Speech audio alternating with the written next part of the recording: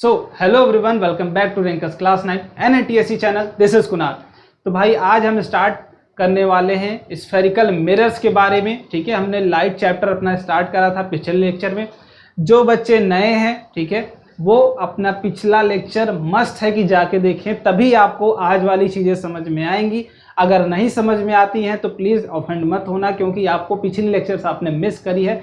So that's why ये वाली lecture नहीं समझ में आ रही होगी। ठीक है, अगर नहीं आ रही है तो लिंक आपको मिल जाएगा, प्लेलिस्ट रेडी है, आप उसमें जाके देख सकते हो। ठीक है, तो मैंने लास्ट सेशन में कुछ प्रॉब्लम्स दिए थे आपको। काफ़ी बच्चों ने यार इसको अटेम्प्ट किया, उसके आंसर्स करे, जो कि यार काफ़ी अच्छा लगा मुझे दिल से, क्योंकि अगर मैं मेहनत कर रहा हूँ आपके लिए तो आप भी उसको यूटिलाइज कर रहे हो, कुछ ना कुछ अपने अंदर ग्रैब कर पा रहे हो। दैट इज़ मोर इम्पॉर्टेंट, है ना। तो चलो स्टार्ट करते हैं, प्रॉब्लम को समझने की कोशिश करते हैं। तो सबसे पहले मैंने रिलेटिव वेलोसिटी का है, तो एक चीज़ मैं समझा देता हूँ अलग से, फिर से समझा देता हूँ आपको कि रिलेटिव वेलोसिटी हम निकालते कैसे हैं। जैसे मान लेते हैं एक ऑब्जेक्ट ये है ए हमारा, और एक ऑब्जेक्ट ये है बी। ठीक है, मान लेते हैं इसकी वेलोसिटी v थी, va थी, ये था हमारा रेस्ट में। ठीक है, मतलब इसकी वेलोसिटी क्या थी भाई, 0 दिख रहा है भाई, बहुत बढ़िया, है ना। अब मैं बोलूं कि va की वेलोसिटी b के रेस्पेक्ट में बताओ, तब आप क्या बोलोगे कि va माइनस vb। ठीक है, मतलब जिसके रेस्पेक्ट में जिसकी वेलोसिटी निकालते हैं और अगले वाले को क्या करते हैं, हम सब्ट्रैक्ट कर देते हैं। अगर b की वेलोसिटी में पूछूं a के रेस्पेक्ट में, तो vba होगी, और वो क्या होती है, vb माइनस va। ठीक है, ये वेक्टर क्वांटिटी होती है, डायरेक्शन के साथ आपको पुट करना पड़ता है इसमें वेलोसिटी। अब वेलोसिटी जो पुट करते हो विथ प्रॉपर साइन कन्वेंशन, अगर आपने ये वाली डायरेक्शन को पॉजिटिव ले रखा है तो इधर वाले को आप निगेटिव लोगे। अगर इधर वेलोसिटी, इधर डायरेक्शन ऑफ मोशन है बॉडी का, तो इट मीन्स कि उसकी वेलोसिटी आप निगेटिव पुट करोगे अपने इक्वेशंस में। ठीक है, वो इस अकॉर्डिंग ही प्रूव किए जाते हैं कि आप जो भी उसमें साइन कन्वेंशंस लगाओ, विथ प्रॉपर साइन कन्वेंशंस आप उसमें वैल्यू पुट करोगे। ठीक है, तो चलो प्रॉब्लम को देखते हैं। मैंने एक प्रॉब्लम दी थी कि प्लेन मिरर आपका गिवन है और ऑब्जेक्ट आपका मूव कर रहा है 10 मीटर पर सेकेंड से, और distance between the object and plane mirror is 250 metre. Great, है ना। अब हमें निकालना क्या था, find the velocity of image with respect to mirror निकालना था। मिरर हमारा क्या था, मिरर हमारा रेस्ट में था। ठीक है, मतलब u इज इक्वल टू 0 है, v इज इक्वल टू 0। तो velocity of image with respect to mirror क्या होगा, velocity of image minus velocity of mirror, ये होगा। बिल्कुल, चलो अब ये वाली क्वांटिटी मैं हटा देता हूं, क्योंकि इसकी अब यूज नहीं है इसका। देखो यहाँ पे अगर हमारा ऑब्जेक्ट रखा था तो कुछ यहाँ इमेज होगा, ठीक है, जो कि इधर आ रहा होगा अपोजिट टू मिरर। ये वाली डायरेक्शन को हमने पॉजिटिव ले रखा है, तो ये वाली डायरेक्शन इधर आते वक्त ये क्या होगी, निगेटिव। डायरेक्शन का ख्याल हमेशा रखना, क्योंकि वही प्रॉब्लम को करेक्ट या फिर इनकरेक्ट कराता है। ठीक है, तो velocity of image with respect to mirror हमें निकालना है। इमेज की वेलोसिटी माइनस में है, तो माइनस, अगर ये 10 मीटर से आ रहा है तो वो भी 10 मीटर पर सेकेंड से ही आएगा, तो ये 10 मीटर पर सेकेंड। ठीक है, माइनस वेलोसिटी ऑफ मिरर 0, तो velocity of image with respect to mirror क्या हो जाएगी, 10 मीटर पर सेकेंड। ठीक है, ये 0 वाला कॉन्सेप्ट हटा दो, क्योंकि उसकी जरूरत नहीं है, है ना। चलो, तो पहला वाला निकल गया हमारा, मिरर के रेस्पेक्ट में क्या होती है, 10 मीटर पर सेकेंड, माइनस में वो भी अपोजिट आ रही है। चलिए अब दूसरे वाली की बात करते हैं, ऑब्जेक्ट के रेस्पेक्ट में। तो velocity of image with respect to object, तो ये क्या होगा, velocity of image minus velocity of object. बहुत बढ़िया, तो वेलोसिटी ऑफ इमेज सेम होती है, तो ये माइनस का 10, डायरेक्शन मत भूलना, मैं बार बार बोल रहा हूँ, माइनस 20 मीटर पर second. It means minus 2 times of velocity of object, ये आ गई, है ना। मैंने बोला था आपसे कि अगर विथ रिस्पेक्ट टू ऑब्जेक्ट बात करोगे तो वो क्या होती है, ट्वाइस ऑफ इमेज, और अगर विथ रिस्पेक्ट टू मिरर बात करते हो तो वो सेम एज ऑब्जेक्ट हो जाती है। ठीक है, चलो, तो ये वाली क्लियर हो गई बात कि इसके रिस्पेक्ट में क्या होगा, माइनस 20 मीटर पर सेकेंड। ठीक है, माइनस क्यों ले रहा हूं, क्योंकि साइन कन्वेंशन है कि ये टुवर्ड्स द मिरर आ रही है, बट अपोजिट डायरेक्शन में, और पॉजिटिव क्या है, ये भी टुवर्ड्स द मिरर जा रही है, बट राइट डायरेक्शन में, that is positive direction. Okay, बहुत बढ़िया। अब दूसरे वाले की बात कर लेते हैं भाई। दूसरे वाले में क्या चीजें गिवन है आपको, find the distance between object and image after 7 second. चलो तो 7 सेकेंड बाद आपकी जो डिस्टेंस ट्रेवल्ड होगी वो कितनी होगी, तो वो होगी स्पीड इनटू टाइम, है ना। स्पीड कितनी है उसकी 10 मीटर पर सेकेंड इनटू 7 सेकेंड, तो ये हो जाएगी 70 मीटर चल चुका होगा वो। और इसके पास यहाँ से ये 70 मीटर यहाँ होगा, दैट इज 70 मीटर। ओके, अब 70 मीटर अगर चल चुका हो तो ये डिस्टेंस क्या होगी हमारी, है ना, ये डिस्टेंस क्या होगी 180 मीटर। ठीक है, तो इमेज भी हमारी 180 मीटर पे ही होगी। जितने डिस्टेंस पे आपकी ऑब्जेक्ट होती है उतने ही डिस्टेंस पे आपकी इमेज बनती है, that is the rule of plane mirror. ठीक है, ये रूल होता है भाई आपका प्लेन मिरर का। तो the distance between object and image क्या हो जाएगा, distance between object and image क्या हो जाएगा आपका 180 प्लस 180 दैट इज 260 मीटर। समझे, तो इसके लिए 260 मीटर। अब 9 सेकेंड के लिए आप निकाल लोगे, 9 सेकेंड के लिए 90 हो जाएगा। ठीक है, 90 हो गया तो 90 सब्ट्रैक्ट कर दोगे इसमें तो 160 बचेगा। ठीक है, हाँ 160 बचेगा। ठीक है, तो 160 कितना हो जाएगा भाई, है ना, सॉरी ये 360 होगा। ठीक है, 360 मीटर, है ना, 360।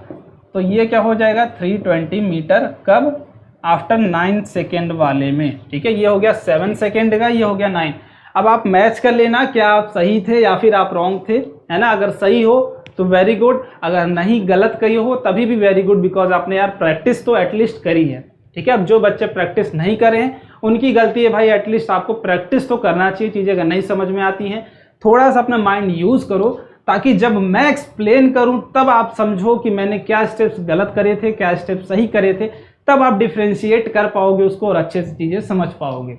ठीक है, चलो तो आज हमें जो स्टार्ट करना भाई वो स्टार्ट करना है स्फेरिकल मिरर्स, है ना। अब देखो बात हम करते हैं किसकी, कि मिरर्स हमें क्यों यूज़ पड़ा था भाई। मिरर्स का यूज़ पड़ा था रिफ्लेक्शन के लिए। ठीक है, मिरर्स का यूज़ पड़ा रिफ्लेक्शन के लिए। और रिफ्लेक्शन किसकी प्रॉपर्टी होती है, सरफेस की प्रॉपर्टी होती है। ठीक है, रिफ्लेक्शन किसकी प्रॉपर्टी होती है, सरफेस की प्रॉपर्टी होती है। चलिए भैया सरफेस की मैं मान लेता हूं। अब हमने जो पढ़ा था प्लेन मिरर, उसमें सरफेस क्या था, प्लेन था। ठीक है, अब लेकिन जो बात करें कि अगर सरफेस हमारा कर्व हो गया तब कौन सा मिरर हम लेंगे, है ना। अगर सरफेस प्लेन था वो तो बात अलग है, वो तो भैया आपने पढ़ा दिया। अब अगर सरफेस में चेंज कर दूं, सरफेस को कर्व कर दूं, तब कौन सा मिरर हम उसे बोलेंगे, क्या क्या चीजें होती हैं। तो मैंने बोला था आपसे अगर कर्व सरफेस होगा कहीं पे भी, so that is spherical mirrors, है ना, जिनके बारे में हमें पढ़ाई करनी है आज। तो स्फेरिकल मिरर में भी मैंने बताया था कितने टाइप के होते हैं। First one is concave mirror and second one is convex mirror. ठीक है, तो कॉनकेव मिरर का मैंने लर्निंग मेथड भी बताया था कि भाई इसमें केव आता है। ठीक है, केव तो मतलब इनर पार्ट में जहाँ पे भी रिफ्लेक्शन हो रहा होगा। अब देखो कॉनकेव मिरर बनता कैसे भाई ये भी समझा देता हूँ। स्फेरिकल मिरर अगर इसे बोलते हैं मतलब कुछ स्फेयर का पार्ट होगा ये।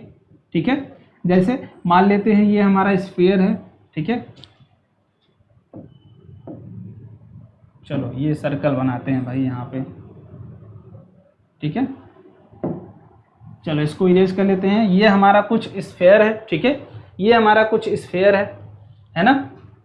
ये आप देख सकते हो कि ये सर्कल की तरह आपको दिख रहा होगा। मैं स्क्रीन पर प्रेजेंट करूंगा तो ये सर्कल की तरह दिखेगा। अब अगर इसका एक हिस्सा काट ले, मैं बोलूं यहाँ से काट लो, इधर वाला क्या करो आप इरेज कर दो। ठीक है, वैसे इरेज नहीं होगा ये, है ना। इधर वाला अगर हिस्सा इरेज कर दूं मैं, ये वाला हिस्सा, ठीक है, अगर इधर वाले सरफेस को क्या करूं, पॉलिश कर दूं मैं। ठीक है, और अंदर वाले से रिफ्लेक्शन कराऊं सिर्फ ये वाला पार्ट, तो ये वाला पार्ट मैं यहाँ बना दे रहा हूँ, ऐसे होगा आपके पास। और आउटर सरफेस, ठीक है, बाहर वाला सरफेस जो है वो क्या हो, पॉलिश्ड हो। पॉलिश्ड हम क्यों करते हैं उसको, नॉन रिफ्लेक्टिंग सरफेस बनाने के लिए, क्योंकि उस सरफेस से अगर लाइट पास करेगी तो वो रिफ्लेक्ट नहीं करेगा सरफेस को। मतलब इनर सरफेस से अगर रिफ्लेक्शन हो कहीं पे भी जाए, ठीक है, तो आप क्या बोलोगे, वो कौन सा मिरर है, कॉनकेव मिरर, है ना। अगर इनर सरफेस से वो पास करती है आपकी लाइट और रिफ्लेक्ट करके कहीं भी जाए, उससे आपसे नहीं मतलब होना चाहिए, वो कहीं पे भी जाए, तो आप क्या बोलोगे, दैट इज कॉनकेव मिरर, केव वाले पार्ट से इनर वाले सरफेस से अगर रिफ्लेक्शन होती है so that is concave mirror.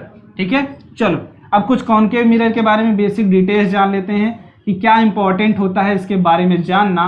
ठीक है, चलो पहले बनाते हैं अपना कॉनकेव मिरर। देखो ये तो सरफेस आपका पॉलिश्ड हो गया। ठीक है, तो आप डेफिनेशन में भी लिख सकते हो, द लाइट रे reflects from unpolished surface, that mirror is called always that is mirror, है ना।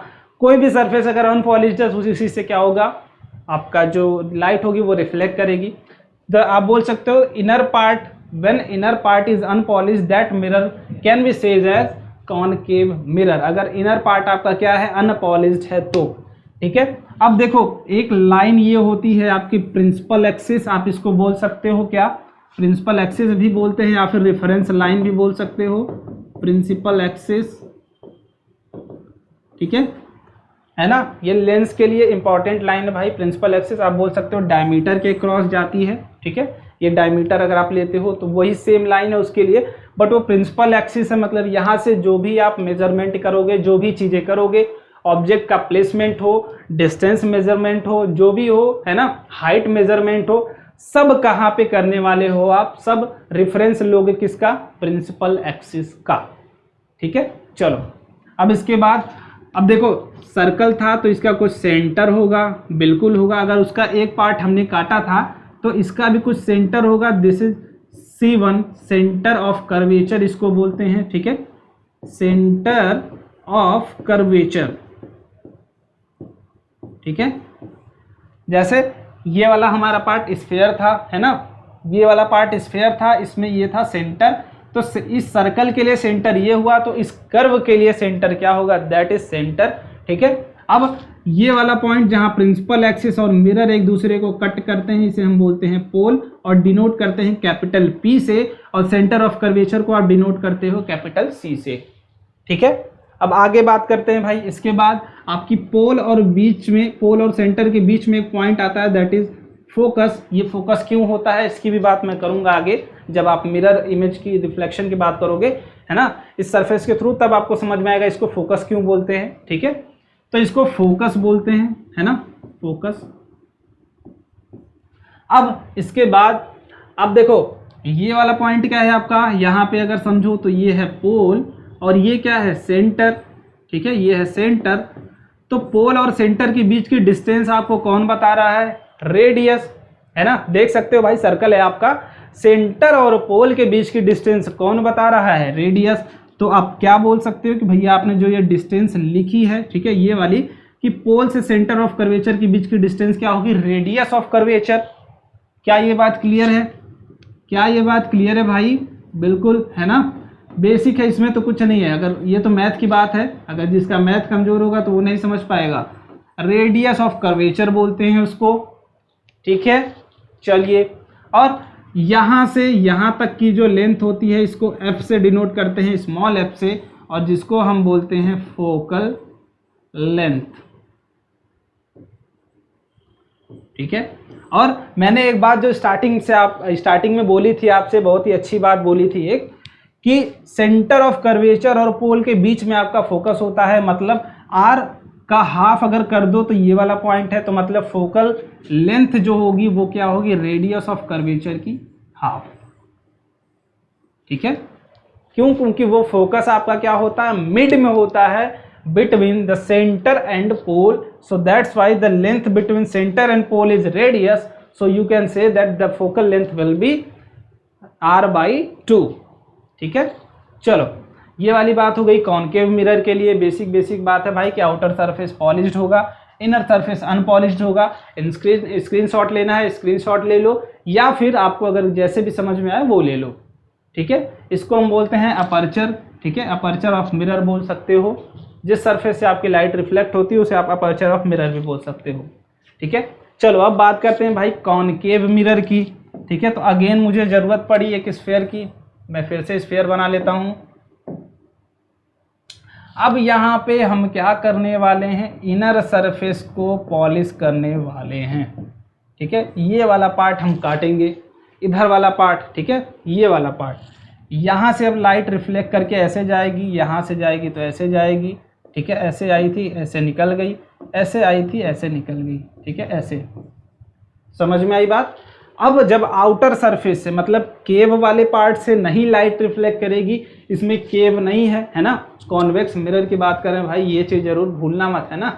ऐसा नहीं बस पढ़े जा रहे हो, ये नहीं पता भैया आप पढ़ा क्या रहे हैं, किस बारे में बात कर रहे हैं। तो मैं बेसिकली जो आइडिया आपको दे रहा हूँ वो किसके बारे में है, वो कॉन्वेक्स मिरर के बारे में है, ठीक है।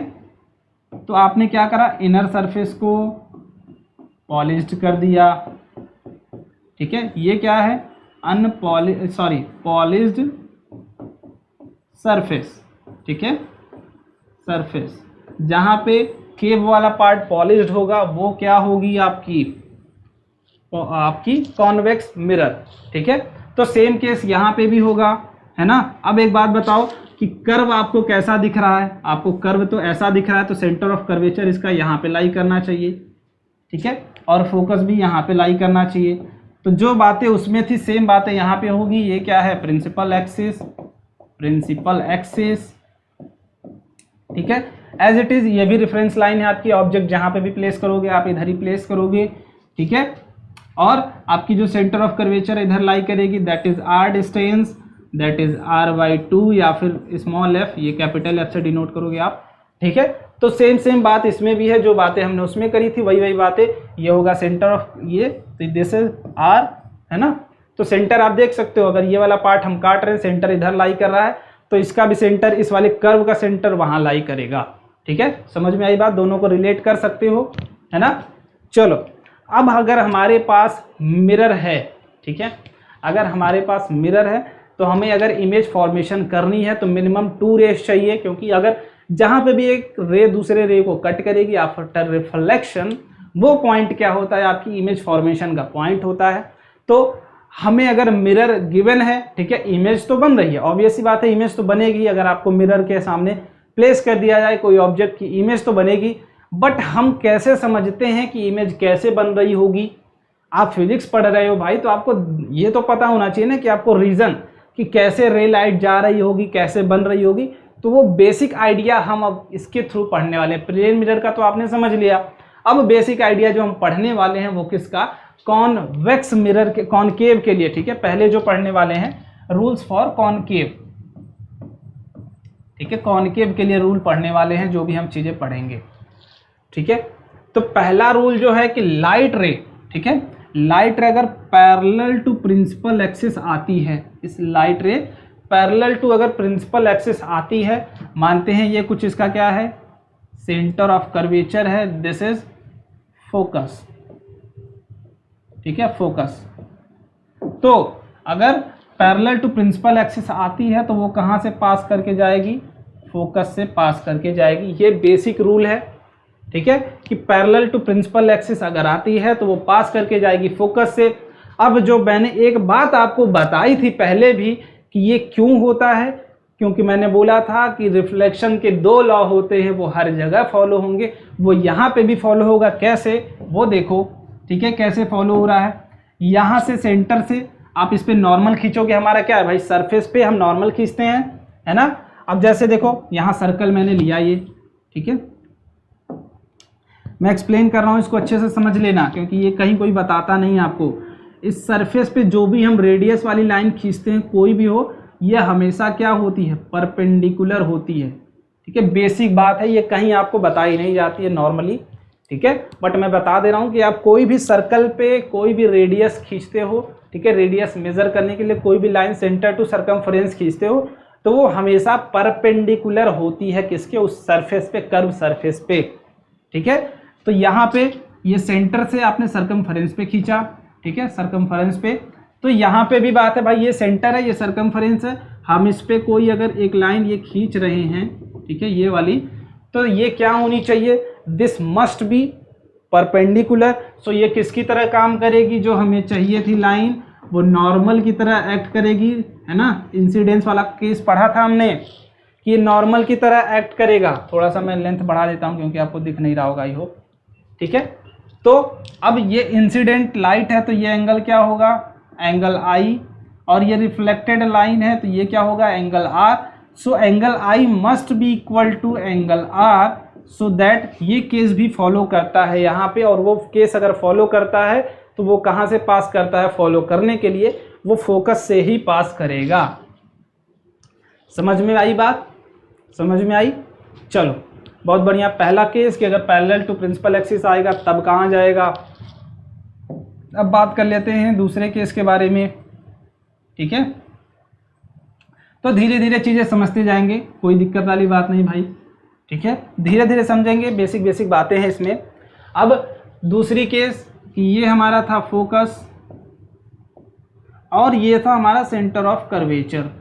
तो दूसरी केस हम जस्ट उल्टा लेते हैं। कोई भी लाइट अगर हम फोकस से पास कराते हैं तो वो कहाँ जाएगी, वो पैरेलल टू प्रिंसिपल एक्सिस होके निकल जाएगी। जस्ट अपोजिट केस है कि अगर पैरेलल टू प्रिंसिपल एक्सिस ले जाओगे तो ये फोकस से निकल जाएगी, अगर फोकस से लाओगे तो ये पैरेलल टू प्रिंसिपल एक्सिस निकल जाएगी, ठीक है। चलो अब दूसरी केस कि आप अगर सेंटर से ही पास कराते हो कोई लाइट, ठीक है, अगर आप सेंटर से ही पास कराते हो कोई लाइट तब वो लाइट कहाँ जाएगी। चलो सेंटर वाली भी बात कर लेते हैं। ये हो गया हमारा सेंटर पॉइंट, हमने लाइट रे पास कराई सेंटर से, ठीक है। तो ये देखो यहाँ पे सरफेस पे परपेंडिकुलर है तो नॉर्मल पे ही समझ जाओ, ये नॉर्मल ही है इटसेल्फ, ठीक है, नॉर्मल ही है। तो नॉर्मल से एंगल ऑफ इंसिडेंस क्या हो जाएगा, 0 डिग्री। तो एंगल ऑफ रिफ्लेक्शन भी क्या हो जाना चाहिए, ये भी 0 डिग्री, क्योंकि वो फॉलो करेगा भाई किसको, लॉ ऑफ रिफ्लेक्शन को, फर्स्ट लॉ को। तो जिस लाइन से ये गई थी उसी लाइन पे वापस आ जाती है due to angle of incidence that is 0 degree will be equal to angle of reflection that is also 0 degree. Okay, चलो ये बात है क्लियर। और तीसरी बात कि जो प्रिंसिपल एक्सिस से पास करती है वो भी प्रिंसिपल एक्सिस से ही रिटर्न कर जाती है, बिकॉज ये भी तो सेंटर से जा रही है ना, ये भी तो सेंटर से ही जा रही है इस सरफेस पे। तो ये भी क्या होगी, नॉर्मल होगी, है ना, ये भी नॉर्मल होगी। तो ये भी अगर ऐसे जाएगी तो ये भी ऐसे ही निकल आएगी, ठीक है। और इसके बाद वाली केस कि अगर कोई लाइट रे पोल से पास करती है, पोल से, ठीक है, पोल से पास करती है तो वो एज इट इज निकल जाती है, ठीक है। समझ में आई बात? चलो अब इसके बाद की बातें कर लेते हैं भाई। ये वाली बातें तो क्लियर हो गई, आई होप सारे लाइंस हो गए, पैरेलल हो गई कंडीशन, सेंटर से हो गई, ठीक है। हाँ, लगभग सारी कंडीशंस आपकी हो चुकी हैं, ठीक है। तो रिमेंबर हो गई बात भाई कि अगर पैरेलल होगी तब कहाँ जाएगी, अगर आपकी सेंटर ऑफ कर्वेचर से पास करेगी लाइट तब कैसे जाएगी। नोट आउट करते जाना अपने लैंग्वेज में, वो आपका काम है, मेरा काम है सिर्फ बताना और उसका notes banana, that is your work, है ना। मैं नहीं कराने वाला हूँ और इसके लिए मैं नोट्स भी नहीं दूंगा, ठीक है। नोट्स आप खुद बनाओ, मुझे शेयर करो, दिखाओ कि भैया मैंने मेहनत करी है, मैंने आपके लिए नोट्स बनाया। टेलीग्राम पे भेजो, ठीक है, टेलीग्राम पे भेजो अपने नोट्स जो आप बना रहे हो। चलो तो अब बात कर लेते हैं हम इमेज फॉर्मेशन की। अब हमें ये तो पता है कि लाइट रे कहाँ से आएगी तो कहाँ पास करेगी, कैसे जाएगी, वो सारी बातें हमें पता है, ठीक है। तो अब हमें ये भी जान लेना चाहिए कि भैया अगर कोई ऑब्जेक्ट हम दूर से लाते जाते हैं पास तो उसकी इमेज कैसे कैसे बनती है, ये हम अब कम करते जाएंगे। अब हर काम में हम क्या जानेंगे, पहली बात नेचर ऑफ इमेज, ठीक है, इसकी बात करेंगे हर केस में। दूसरे केस में किसकी बात करेंगे भाई, साइज ऑफ इमेज, ठीक है ना, साइज ऑफ इमेज की बात करेंगे। और ये और तीसरी बात करेंगे पोजीशन ऑफ इमेज, ठीक है। ये तीन चीज़ें हमें रिक्वायर्ड होती हैं जितनी भी आप इमेज फॉर्मेशन करते हो। तो इन तीन चीज़ों के बारे में आपको हमेशा पढ़ाई करनी पड़ेगी, ठीक है। नेचर ऑफ इमेज बताना होगा आपको, साइज ऑफ इमेज बताना होगा और पोजीशन ऑफ इमेज, बिकॉज आप इमेज फॉर्मेशन ही तो कर रहे हो, है ना, आप इमेज फॉर्मेशन ही तो कर रहे हो और वही आपको बतानी पड़ेगी। चलिए तो हम देख लेते हैं कैसे होती है ये। अब पहली केस हम जब क्या करते हैं, हमारा इमेज कहाँ रखा हुआ है, ऑब्जेक्ट कहाँ रखा हुआ है, इन्फिनिटी पे, मतलब अनडिफाइंड डिस्टेंस इतनी दूर है कि हम वो डिस्टेंस फाइंड आउट नहीं कर सकते हैं, दैट इज इन्फिनिटी, ठीक है। तो आप इन्फिनिटी पे कभी भी रखोगे तो लाइट रे क्या आती है, पैरेलल, क्योंकि एंगल का आपका डिस्टेंस इतना ज़्यादा हो जाता है ना, कि वो एंगल आपका 0 डिग्री की तरह ट्रीट होने लगता है। बेसिकली हम उसको पैरेलल ही मानते हैं प्रिंसिपल एक्सिस के। तो मैंने बताया स्टार्टिंग में कि for image formation there is a minimum requirement of 2 rays, ठीक है। तो 2 रेज एक दूसरे को जहाँ कट कर रही होंगी तो वो मिनिमम रिक्वायरमेंट होती है किसी इमेज फॉर्मेशन के लिए। अब इसके बाद भैया वो वाली बात खत्म, क्या अगर 3 हो रही है तो वो इमेज फॉर्मेशन नहीं। देखो जितनी भी नंबर ऑफ रेज कट करेंगी एक पोजीशन पे, है ना, वो एक्यूरेसी उस इमेज की क्लियरिटी और बढ़ती जाएगी। मान लेते हैं 2 कर रही है तो आपकी इमेज फॉर्मेशन पक्की है कि इमेज फॉर्मेशन हो रही है। अगर 2 से ज़्यादा करेगी तो आपका क्या होगा, एक्यूरेसी जो इमेज की क्लियरिटी होगी वो बढ़ती जाएगी, ठीक है। चलो अब यहाँ पे ऑब्जेक्ट आपने रखा था ए बी, ठीक है, इन्फिनिटी पे पैरेलल लाइट रे आई, सेंटर यहाँ से आप जानते हो पास करती है पैरेलल, तो फोकस पे पास कर जाती है। तो आप देखो 2 लाइट रे आई थी, दोनों मिनिमम कट कहाँ करी, फोकस पे, ठीक है, फोकस पे। अब हमने इसको, मैं बार बार बताता हूँ जितनी बार भी मैं पढ़ाता हूँ, कि इसको अगर आप जूम करते हो ना, जूम, तो आपने ऐसा लिया था तो कुछ ये ऐसा बनता है उल्टा, ठीक है, ये ए डैश बी डैश। काफ़ी जूम करने के बाद, है ना, काफ़ी जूम करने के बाद ये उल्टा बनता है। चलो अब एक चीज़ मैंने स्टार्टिंग में बताई थी, क्या किन बच्चों को वो याद है कि रियल कब बनता है, वर्चुअल कब बनता है।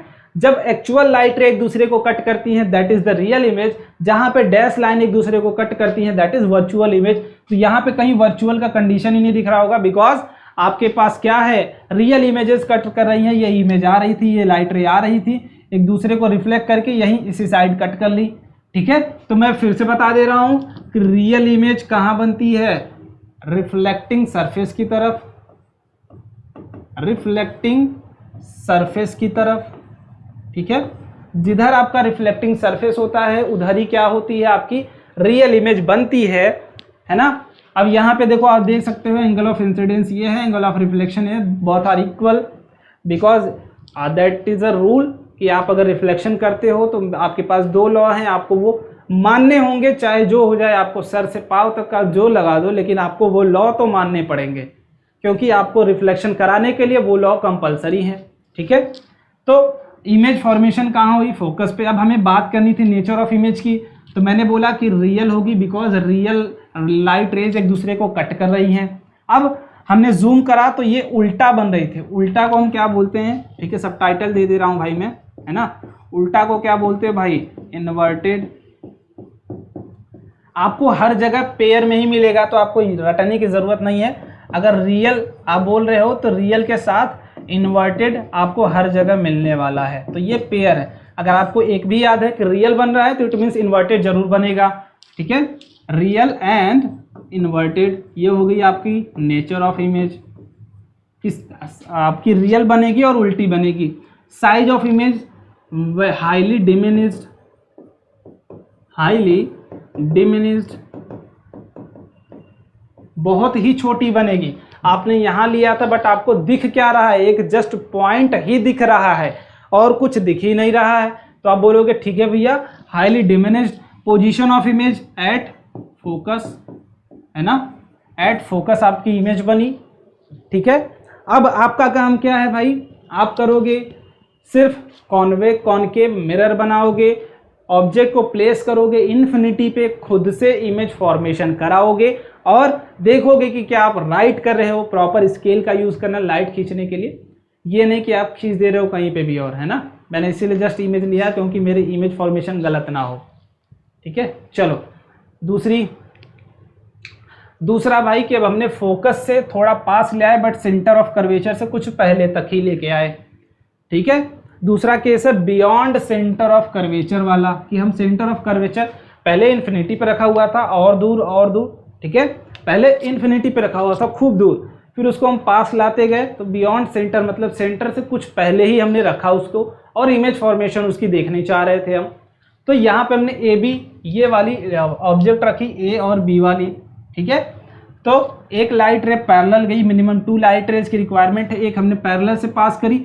देखो बेसिक बात, हमें क्या पता होता है हर केस में, हमें पता होता है कि 2 लाइट रे की रिक्वायरमेंट है इमेज फॉर्मेशन के लिए, और हम कुछ रूल्स जानते हैं कि कहाँ कहाँ से हम लाइट रे अगर पास कराते हैं तो आपकी इमेज फॉर्मेशन होती है। ठीक है, तो एक पता था सेंटर से कि सेंटर से जाएगी तो सेंटर से ही आएगी, दूसरी कहाँ से पता थी भाई कि वो पैरेलल जाएगी तो फोकस से पास कर जाएगी। चलिए भैया बहुत बढ़िया। ठीक है, तो हमें बातें जो जो करनी है वो लिख लेते हैं कि नेचर ऑफ इमेज, ठीक है, नेचर ऑफ इमेज की बात करनी है, पोजीशन ऑफ इमेज की बात करनी है, पोजीशन ऑफ इमेज, और क्या बात करनी है भाई, साइज ऑफ इमेज की। ठीक है, तो ये सारी चीज़ें आप लिखते जाना, नोट्स बनाते जाना भाई, है ना, सिर्फ वन शॉट की आपको नोट्स मिलेंगी, इसकी नहीं। तो ये लाइट रे यहाँ से गई पैरेलल तो फोकस से पास करेगी, दूसरी सेंटर से गई तो एज इट इज रिटर्न हो जाएगी, दोनों एक दूसरे को कट कर रही है यहाँ बिटवीन सी एंड एफ। तो आप क्या बोलोगे कि जो इमेज फॉर्मेशन हो रही है आपकी वो सी और एफ सेंटर ऑफ कर्वेचर और फोकस के बीच में हो रही है। ठीक है, तो नेचर ऑफ इमेज क्या बोलोगे, एक्चुअल लाइट रेज कट कर रही हैं रियल और इन्वर्टेड। आप देख सकते हो कि आप एरो ऊपर लिया था, एरो नीचे मिल रहा है ऊपर। ठीक है, तो रियल एंड इन्वर्टेड उल्टी मिल रही है आपको इमेज। आप देखो चम्मच वाला पार्ट लोगे ना तो आप देखते हो ऐसे चम्मच में देखते हो ना तो उल्टी शक्ल दिखती है आपकी, कभी नहीं ट्राई की हो तो देखना, केव वाले पार्ट में झांकना, देखो आपकी इमेज उल्टी दिखेगी आपको। ठीक है, तो वो दैट इज कि वो इन्वर्टेड इमेज फॉर्मेशन करता है, लाइट रे ऐसे ऐसे जाती है कुछ। ठीक है, और ऐसा होता है। पोजीशन ऑफ इमेज, तो पोजीशन ऑफ इमेज क्या है, बिटवीन सी एंड एफ। ठीक है, centre of curvature and focus के बीच में। साइज ऑफ इमेज डिमिनिश्ड, क्योंकि अभी भी छोटा ही दिख रहा है। ठीक है, आपको बड़ा नहीं मिला है, हमने जो ऑब्जेक्ट लिया था उससे तो छोटा ही मिला, हमने इतना बड़ा लिया था इतना बड़ा ही हमें मिल रहा है, तो डिमिनिश्ड है। ठीक है, छोटा है, उससे धुंधला है थोड़ा। चलो तीसरे केस की बात करते हैं भाई। अब हमने सेंटर ऑफ कर्वेचर्स के पहले रखा था यहाँ पे, अब आगे बढ़ाते बढ़ाते हमने सेंटर ऑफ कर्वेचर पे ही रख दिया। तो दो लाइट रेज चाहिए थी, एक हमने पास करा दी पैरेलल, दूसरी फोकस, क्योंकि फोकस वाली पता थी कि पैरेलल जाएगी तो फोकस से पास करेगी, फोकस से पास कर रही होगी तो पैरेलल आएगी, और दोनों एक दूसरे को सेम पॉइंट पर कट करते हैं जहां आपकी सेंटर ऑफ कर्वेचर होती है। तो इसमें बात करते हैं नेचर ऑफ इमेज की, नेचर ऑफ इमेज की, ठीक है, साइज ऑफ इमेज की, साइज ऑफ इमेज की, और पोजीशन ऑफ इमेज की। ठीक है, तीन बातें हमें करनी है, वो चीज़ें आप लिखते जाना, है ना, कोई जल्दीबाजी नहीं, सारी चीज़ें लिखते जाना। चलो तो इन बातों की बात कर लेते हैं भाई, इनके डिटेल। नेचर ऑफ इमेज क्या होती है आपकी, real because actual light rays cut कर रही हैं, एंड इन्वर्टेड। ठीक है, अब कोई बच्चा ये नहीं कहेगा मुझे दिखती नहीं है लाइट रे, गधा, लाइट कभी दिखती नहीं है। साइज ऑफ इमेज क्या होगी, सेम होगी, क्योंकि जिस हाइट का आपने लिया था वही हाइट आपको मिल रही है। और पोजीशन ऑफ इमेज कहाँ होगी, एट सी। ठीक है, सीट पे, सी पे ही ऑब्जेक्ट रखा था आपने। ठीक है, तो आप जो ये तीन बातें नहीं लिखोगे, आप चौथी भी लिखोगे क्या, ऑब्जेक्ट की पोजीशन ऑफ ऑब्जेक्ट भी लिखते जाना जब नोट्स बनाना उसमें, कि ऑब्जेक्ट की पोजीशन कहाँ कहाँ आप रख रहे हो। ठीक है, ऑब्जेक्ट कहाँ कहाँ रख रहे हो वो सारी बातें भी लिखते जाना। चलो अब आगे वाली बात, चौथी केस की बात कर लेते हैं, जब सेंटर ऑफ कर्वेचर से थोड़ा और पास। देखो ये फील आ रही कि नहीं कि हमने ऑब्जेक्ट पहले काफ़ी दूर रखे थे, फिर धीरे धीरे धीरे धीरे उसको सेंटर मतलब टुवर्ड्स द मिरर हम मूव कराते जा रहे हैं, और हर केस में हम ये देख रहे हैं कहाँ कहाँ हमारी ऑब्जेक्ट रखी है, तो कहाँ कहाँ इमेज फॉर्मेशन हो रही है। कुछ पॉसिबल प्लेस थे जहाँ पे हम देख सकते थे कि इमेज फॉर्मेशन कहाँ हो रही है। ठीक है, तो समझ में आ रहा है आपको क्या, कि आप इन्फिनिटी पे रखे थे तो मिरर आपका कहाँ, इमेज कहाँ बन रहा था, फोकस पे। अब जैसे जैसे पास ला रहे हो इमेज कहाँ मूव करती जा रही है, टुवर्ड्स द सेंटर। देखो जैसे यहाँ पे इन्फिनिटी पे रखे थे तो फोकस पे बनी। ठीक है, यहाँ पे अब दूसरी केस, थोड़ा सा पास में ले आए, ठीक है, थोड़ा सा बियॉन्ड सी ले आए तो फोकस से थोड़ा सा खिसक गई यहाँ पे। ठीक है, बिटवीन सी एंड एफ। अब तीसरी केस, जब आप सेंटर ऑफ कर्वेचर पे तो फोकस से पहले खिसकी थी यहाँ पे, फिर खिसक के यहाँ पे चली गई।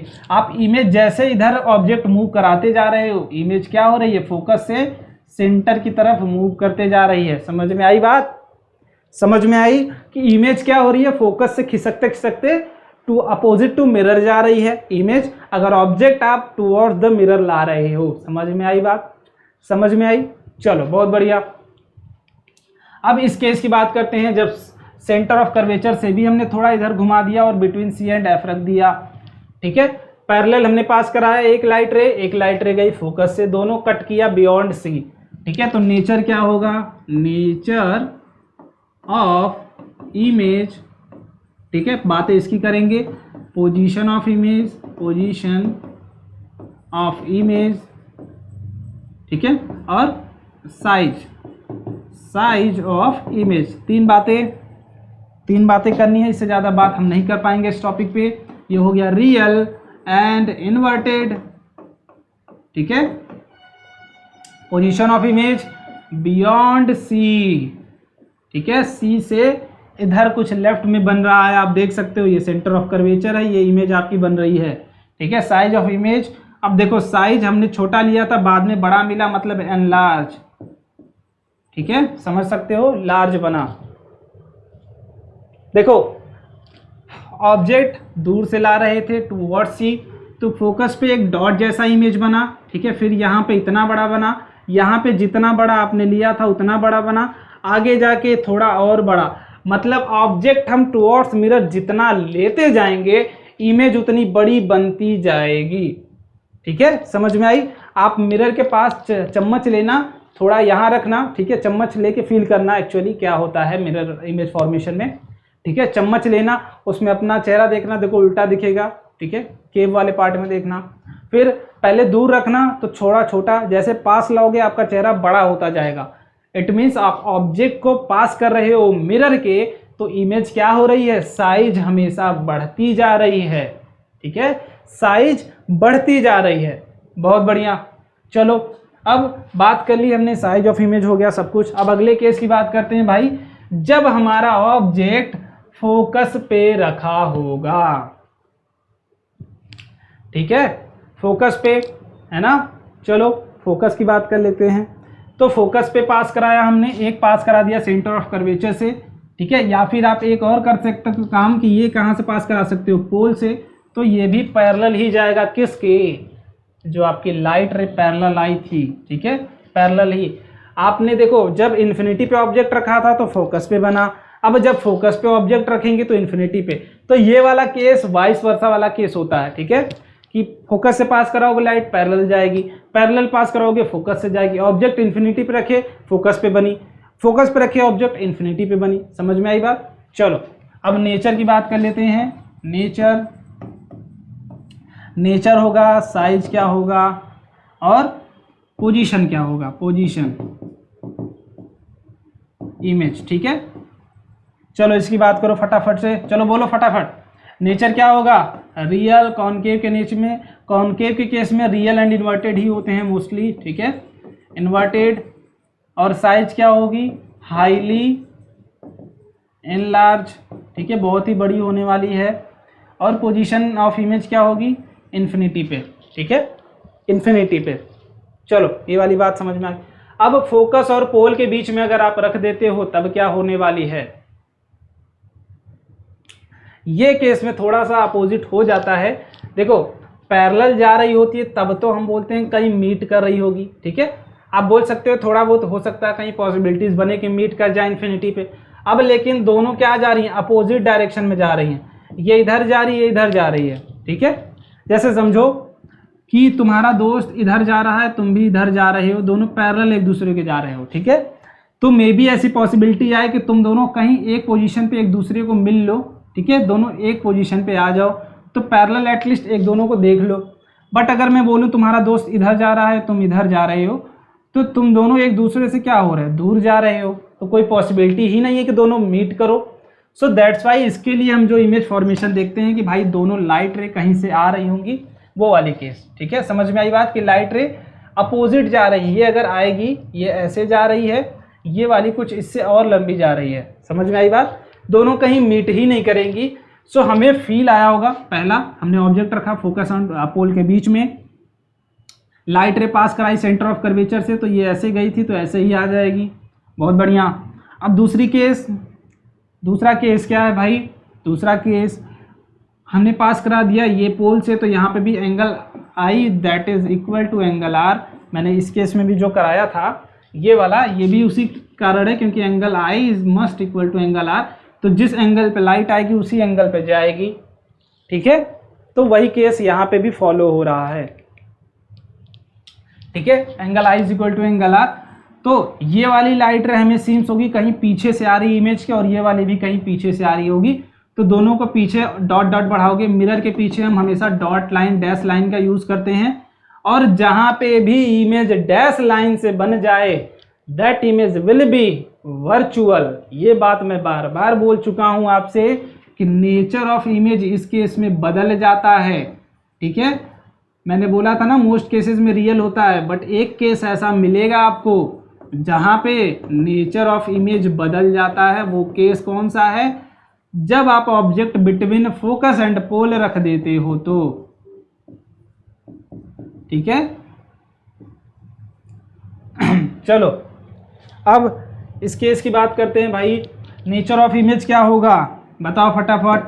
पहले तो मैंने बोला था अगर opposite in front of mirror बनेगी, बट ये डैश लाइन से बन रही है, ठीक है। ये कोई एक्चुअल लाइट रे नहीं मिल रही है, हम डैश लाइन इस लाइन को पीछे एक्सटेंड कर रहे हैं कि दोनों कहीं से अगर टॉर्च जलाएं इधर से तो ये आ रही होंगी। ये वाली भी अगर टॉर्च यहाँ से इधर जलाए तो ये इधर लाइट रे, तो हमें ये फील होता है कि ये लाइट रे कहीं से तो आ रही होगी, हम उसको मिला देते हैं। तो ये क्या हुआ? वर्चुअल। और हमने एरो इसी डायरेक्शन में लिया था, तो एरो भी इसी डायरेक्शन में मिला, मतलब इमेज क्या मिली हमें? सीधा मिला या फिर सीधी मिली, दैट इज इरेक्ट, ठीक है, इरेक्ट। तो आप बोलोगे वर्चुअल एंड इरेक्ट, ठीक है, वर्चुअल एंड इरेक्ट हुई।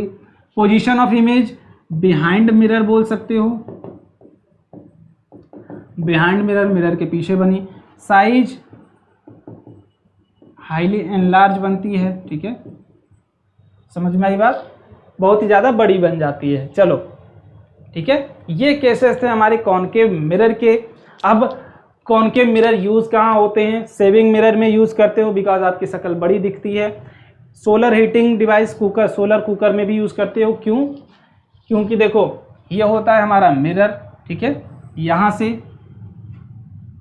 देखो हम इस केस की बस बात करते हैं भाई। इस केस में हम जब फोकस और पोल के बीच में अपना चेहरा ले आते हैं तो चेहरा हमारा बड़ा दिखता है और सीधा दिखता है, ठीक है। तो कॉनकेव मिरर इसीलिए यूज़ करते हैं हम अपना चेहरा बड़ा देखने के लिए, ताकि सेव अच्छे से कर पाओ, ठीक है। सोलर हीटिंग में क्यों? क्योंकि सनलाइट कहाँ है? बहुत ही दूर इन्फिनिटी पे है। जो सन हमारा इन्फिनिटी पे है, तो जितनी भी लाइट रे हमारी आएंगी वो पैरेलल टू प्रिंसिपल एक्सिस आएंगी, और वो सारी कहाँ इकट्ठी हो जाएंगी? फोकस पे। चाहे जितनी लाइट रे ले आओ वो सारी फोकस से ही पास करेंगी, है ना। तो हम क्या करते हैं, यहाँ पे जितनी एनर्जी इकट्ठा होगी, लाइट रे क्या होते हैं? बेसिकली एनर्जी होती है, ठीक है। तो यहीं पे हम क्या करते हैं, अपने कुकर को रख देते हैं भाई। तो लाइट रे हीट भी प्रोवाइड करती है, सोलर का आपने सुना होगा, सोलर कुकर, ठीक है। तो सारी लाइट रे वहीं पे इकट्ठी हो जाती है फोकस पे। तो फोकस पे ही हम अपना सेट कर देते हैं कुकिंग पैनल। सो जो भी कुकिंग होती है वो हो जाती है, ठीक है। सो दैट्स वाई हम इसको भी यूज़ करते हैं रिफ्लेक्शन के लिए, ठीक है। रिफ्लेक्टर इन हेडलाइट भी, क्योंकि लार्ज डिस्टेंस वो होती है, ठीक है।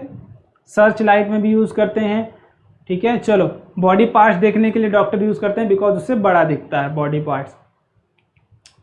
चलो एक केस है इमेज फॉर्मेशन बाई कॉन्वेक्स। इसमें दो ही केसेस होते हैं, या तो आप इन्फिनिटी पे रखे हो, ठीक है, इन्फिनिटी पे, तो यहाँ पे भी बात कर लेते हैं नेचर ऑफ इमेज और साइज ऑफ इमेज, ठीक है। और क्या बात करना है भाई? पोजीशन ऑफ इमेज, ठीक है। चलो तो इसकी बात कर लेते हैं भाई। इन्फिनिटी पे रखा था हमने, तो जितनी भी लाइट रे आएंगी, इस केस में जस्ट उल्टा हो जाता है। तो मैं यहाँ पे बता देता हूँ प्रिंसिपल एक्सिस के। देखो यहाँ पे आती है, देखो कॉन्वेक्स के केस में आपका फोकस क्या होता है? वर्चुअल, क्योंकि वो पीछे लाई करता है। तो हमें जस्ट ये पता है कि आफ्टर रिफ्लेक्शन वो पास करेगी फोकस से, तो करेगी वो कॉनकेव हो या फिर कॉन्वेक्स। तो कॉन्वेक्स के लिए फोकस जब इधर है तो ये रिफ्लेक्शन के बाद इधर चली जाती है, तो हमें लाइट रे सीम्स होती है कि ये कुछ यहाँ से आ रही थी, कहाँ से? दैट इज फोकस से, ठीक है। उसमें भी सारी केसेस सेम होंगे कॉन्वेक्स और कॉनकेव में। बस एक बात आपको ध्यान रखनी है, दैट इज कि आपकी जो कॉन्वेक्स मिरर के केस में लाइट रे आप हमेशा सेम केस की तरह ले जाओगे, बट आपको बस दिखाना ये है कि आफ्टर रिफ्लेक्शन वो फोकस से आ रही होगी या फिर सेंटर से आ रही होगी। जैसे अगर आप यहाँ पे सेंटर ऑफ कर्वेचर पे, ऐसे जैसे सेंटर ऑफ कर्वेचर के पैरेलल डालते हो यहाँ से, तो वो सीम्स होगी कि सेंटर ऑफ कर्वेचर के पैरेलल ही आ रही है। ठीक है, समझ में आई बात? चलो बहुत बढ़िया। अब इमेज फॉर्मेशन आप लाइट इन्फिनिटी से ले आओगे, पैरेलल टू आपकी प्रिंसिपल एक्सिस आएगी, और पैरेलल टू प्रिंसिपल एक्सिस आएगी तो आफ्टर रिफ्लेक्शन वो सीम्स होगी कहाँ से आ रही है? फोकस से। ठीक है, तो इमेज फॉर्मेशन भी हमारी फोकस पे होगी। तो फोकस पे हो रही है तो नेचर ऑफ इमेज, आप देखो जहाँ पे भी डैश लाइन से इमेज बनती है, ठीक है, सिंपल बात है, दैट इज वर्चुअल इमेज। ठीक है, तो आप क्या बोलोगे? ये होगी हमारी virtual image. And erect, virtual and erect का पेयर मैंने बताया, आप जूम करोगे तो आपको दिख जाएंगी चीजें कि इरेक्ट ही मिलने वाली है। ठीक है, चलो अब साइज ऑफ इमेज आप देख सकते हो कि यहाँ पे आपने इतना, एटलीस्ट आपको दिख रहा है कि आपने इतना बड़ा साइज लिया था ऑब्जेक्ट का, बट फोकस पे आपको जस्ट एक पॉइंट दिख रहा है ना। ऑब्जेक्ट इतना बड़ा लिया, इमेज इतनी छोटी, भाई साइज कहाँ गई? है ना, साइज कहाँ चली गई आपकी? ऑब्जेक्ट की साइज क्या खो गई? नहीं भैया, साइज जो इमेज बनी वो काफ़ी छोटी बनी है। ठीक है, तो आप साइज ऑफ इमेज क्या बोलोगे? Highly diminished. ठीक है, धुंधला या फिर बहुत ही छोटा। ठीक है, बहुत ही छोटा बनता है और बहुत ही धुंधला। और position of image at focus. ठीक है, इसमें दो ही केसेस होते हैं आपके। एक केस होगा कौन सा? ये वाला, object is between pole and infinity. ठीक है, दो ही केसेस होते हैं जस्ट इमेज फॉर्मेशन में फॉर कॉन्वेक्स मिरर। ठीक है, तो ज़्यादा चीज़ें इसमें नहीं पढ़नी थी हमें। चलो ये वाला केस जल्दी जल्दी देख लेते हैं। हाँ, अब हमने ऑब्जेक्ट यहाँ पे रखा था ए बी डिस्टेंस का, पैरेलल लाइट रे गई, वो आफ्टर रिफ्लेक्शन सीम्स होगी फोकस से आ रही थी। दूसरी लाइट रे हम पास करा देते हैं across the centre of curvature, की सेंटर ऑफ कर्वेचर पे ही जा रही हो। ठीक है, तो फिर after reflection as it is वापस आ जाएगी, है ना।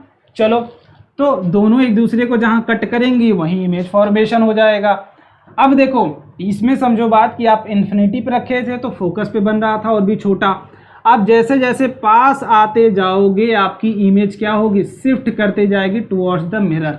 उस केस में क्या हो रही थी? कॉनकेव में हम जैसे जैसे पास आ रहे थे आपकी साइज तो बढ़ रही थी बट वो अपोजिट टू मिरर जा रही थी। बट इस केस में जस्ट अपोजिट है कि आप जैसे जैसे ऑब्जेक्ट को टुवर्ड्स द मिरर ले आते हो, आपकी जो इमेज होती है वो टुवर्ड्स द मिरर भी भागती है। ठीक है, टुवर्ड्स द मिरर ही भागती है। वो पहले फोकस पे थी, काफ़ी छोटी, साइज भी बढ़ती जाती है as it is concave mirror. But आपकी एक कॉमन चीज़ होती है कि वो टुवर्ड्स, देखो कॉमन चीज़ ये होती है कि टुवर्ड लेफ्ट भागते हैं दोनों। ठीक है, दोनों इमेज क्या होती है? दोनों केसेस में टुवर्ड्स लेफ्ट भागते हैं। बट अगर आपसे ये पूछ दिया जाए कहीं क्वेश्चन में कि किसमें टुवर्ड्स द मिरर इमेज आती है, अगर हम ऑब्जेक्ट इन्फिनिटी से टुवर्ड्स मिरर ले आते हैं, और किसमें अवे फ्रॉम द मिरर जाती है, तो कॉनकेव में अवे फ्रॉम द मिरर जाती है, कॉन्वेक्स में टुवर्ड्स द मिरर। समझ में आई बात? चलो यहाँ पे नेचर की बात करें, अगर नेचर ऑफ इमेज की, तो नेचर ऑफ इमेज हमेशा वर्चुअल होगा इसमें। ठीक है, साइज डिमिनिश्ड होगा। और अगर पोजीशन की बात करें तो बिटवीन एफ एंड पी। ठीक है, तो नेचर क्या होगा आपका? वर्चुअल होगा। और हमने देखो जैसा लिया था, जिस इंक्लिनेशन में अगर ऐसा लिया था तो ए ऊपर ही मिला मुझे, it means virtual and erect मिला। ठीक है, और साइज क्या मिली भाई? डिमिनिश्ड, छोटी छोटी मिली मुझे, स्मॉल भी बोल सकते हो, डिमिनिश्ड। ठीक है, या फिर स्मॉल बोल सकते हो। और पोजीशन क्या है? पोजीशन है बिटवीन एफ एंड पी। ठीक है, फोकस और पोल के बीच में मिलेगी। अब इसका यूज कहाँ करते हैं भाई? Use as rear view mirror in automobiles. आप देखा होगा ऑटोमोबाइल्स में, या फिर स्ट्रीट लाइट्स में भी यूज करते हैं। ठीक है, समझ में आई बात? चलो अब जो इम्पोर्टेंट बात होगी वो कल वाली बातें हम कर लेंगे, क्योंकि कल एक नई चीज़ बताऊंगा मैं, कौन सा मिरर डाइवर्जेंट होता है, कौन सा कन्वर्जेंट होता है, ये आप कल बताओगे मुझे। ठीक है, कौन सा कन्वर्जेंट होता है, कौन सा डाइवर्जेंट होता है, आप कमेंट करके बता देना। कल हम पढ़ेंगे मिरर फार्मूला के बारे में, विथ साइन कन्वेंशन क्या होती हैं, सारी बातें करेंगे। ठीक है, तो आई होप आज के लेक्चर में आपको काफ़ी मज़ा आया होगा यार, सारी बातें आप समझ चुके होंगे, क्योंकि सारी बातें मैंने बेसिक से उठाई थी, कोई भी बातें अलग से नहीं थी, है ना। जो नेचुरल थी वो नेचुरल थी। कौन सा इमेज कैसा रिफॉर्मेशन करता है, कैसे लाइट रे पास करता है, कहाँ से पास करता है, वो सारी बातें हमने आज करी। ठीक है, तो आई होप आपको सेशन अच्छा लगा होगा। जाते जाते लाइक करना, and thank you so much for attending this session.